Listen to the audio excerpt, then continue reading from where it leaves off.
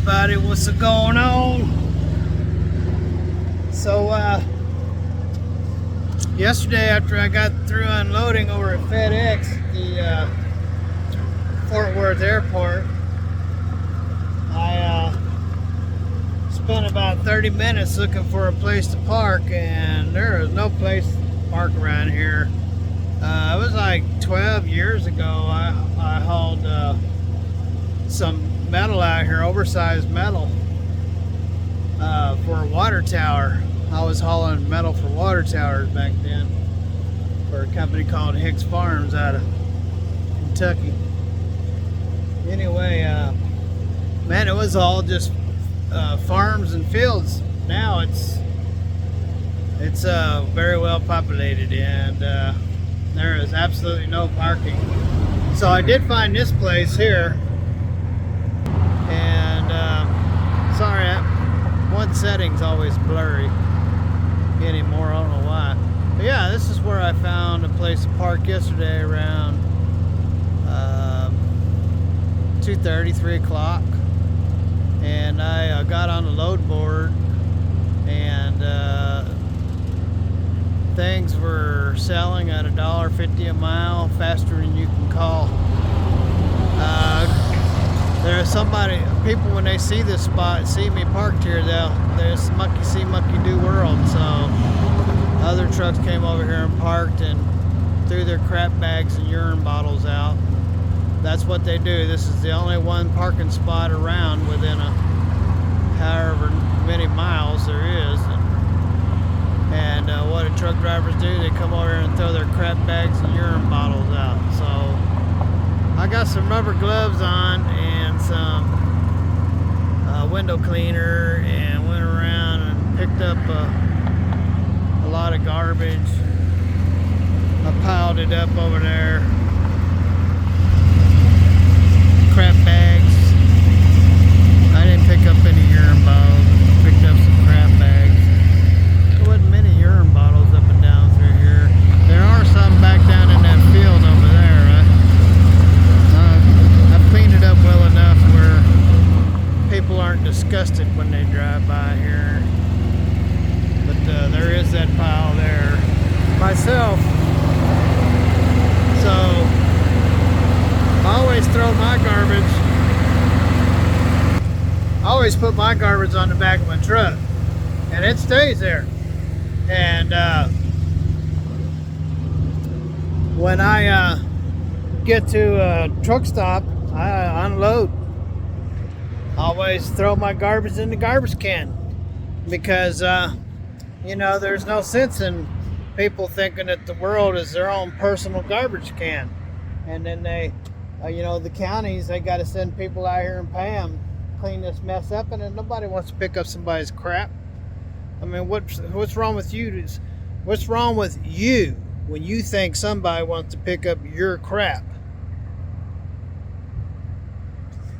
So anyway, so people put up no parking signs because they're done picking up your urine bottles and your crap bags. So anyway, so I cleaned it up around here. Maybe give us another week or two to park over here. That's about all I can do for you. As far as the loads go, the day's over with, and I did finally find a parcel going to Nashville, out of Nash, Texas to Nashville, and it doesn't pay anything. It's like $1,000 or something like that. But man, you can't. People are hauling loads out of here for $1.50 so fast you can't. If you see it on the load board before you can dial it, it's already gone. And you see, that's the way it is. I remember years ago, before freight kicked off, it was just like that. When I had my Peterbilt, before I sold my Peterbilt, it was just like that. I remember times I'd unload over in Kansas, and it was exactly like that. I'd get on a load board and I'd see loads. Before you could ever even call it, they were gone. It's identical to that. I mean, it's worse this time, but That's the way it is. It's peaks and valleys with this trucking industry. And, you know, you got to be able to make it through the hard times. And there's not very many good times when it comes to trucking, I can tell you that. But there certainly is a lot of hard times. This morning when I was asleep,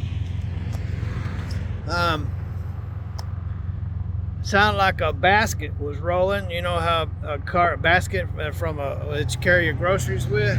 That's what it sounded like. I was asleep.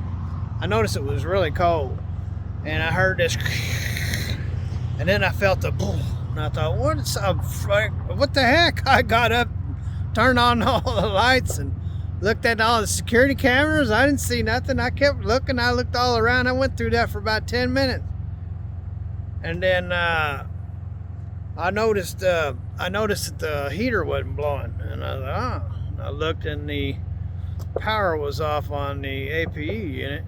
I mean, the APU was running, but the power light was, you know, a little lightning rod tells you the power's generating. It was off. Looked at the little heater, it was off. Then I finally figured out, oh, through a belt. So add that along with my list of cut tire, wobbly steer tire, broken fender, hole in my trailer deck from the load, and a broken belt on the APU unit. I'm not sure if that's everything. Oh, and I need to change the oil and oil filter. So, and I think that blinker light right, that one there, it blinks, but it doesn't stay on the running lights. So I got to look into that. So my list continues to grow. Living the life. Living the life here in Fort Worth, Texas. Across from the Speedway. Speedway's right over there. I don't know if I can get you to look at it. Let me see.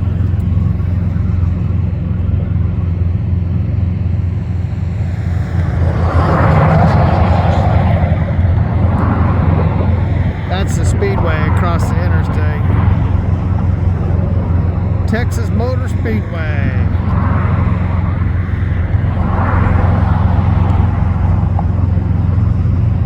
So anywho, ladies and gentlemen, I won't hold you anymore. Just thought I'd give you an update.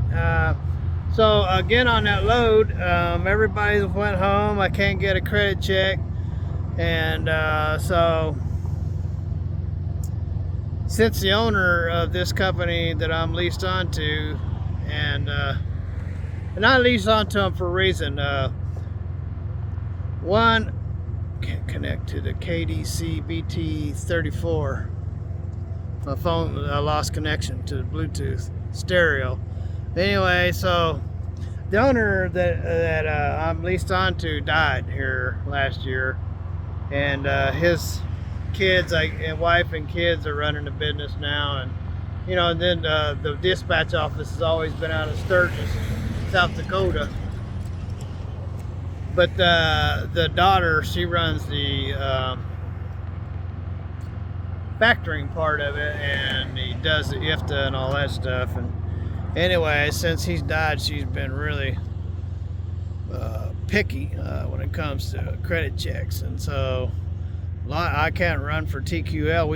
I haven't hauled a load for TQL for 14 years, and then there's the list is growing, and then there's people I've hauled for that I can't even haul for now, and so I'm getting to where I'm getting where they're cutting my throat, and I ain't liking that. So you know, yeah, I can run my own authority, but it's going to cost me $7,000-8,000 more a year on insurance, and then I'll have to keep up my paperwork and do my own factoring. So I already got a lot to do, booking my own loads and doing my maintenance and everything. So it's not something I want to do. I mean, I am an owner operator. I pay for everything. I take care of everything. I book my own loads. Some people think that you ain't an owner operator if you don't have your own authority. Never wanted my own authority, but I certainly am an owner operator. Just because you call an owner operator or whatever you want to call it, doesn't matter what you call it. I own my equipment. I do everything to take care of it. I pay all the freaking bills. Doesn't make me any less of an owner-operator just because I'm not running my own authority. That's ridiculous. Some of you people out there are highly opinionated. And your opinions are opinions.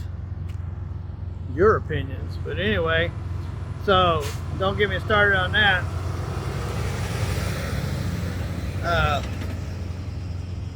But yeah, it's getting to be a little bit of annoying, and the reason why I brought that up, ladies and gentlemen, is that this company that it's Apex something out of Nash. It's it's a company. They're going around using a broker. Who doesn't want to do that, right? So I don't know if they'll pass credit or not. Who knows? I'll deal with it in the morning. Hopefully it does, and then I can get home and do whatever I got to do to get the truck ready and get it to go back out and get another list of things to do before I get home. And so, anywho, I won't keep you, ladies and gentlemen. You have a great day. You have lots of fun wherever you are. And do like Scotty Kilmer says, don't forget to ring that bell. God bless, and later.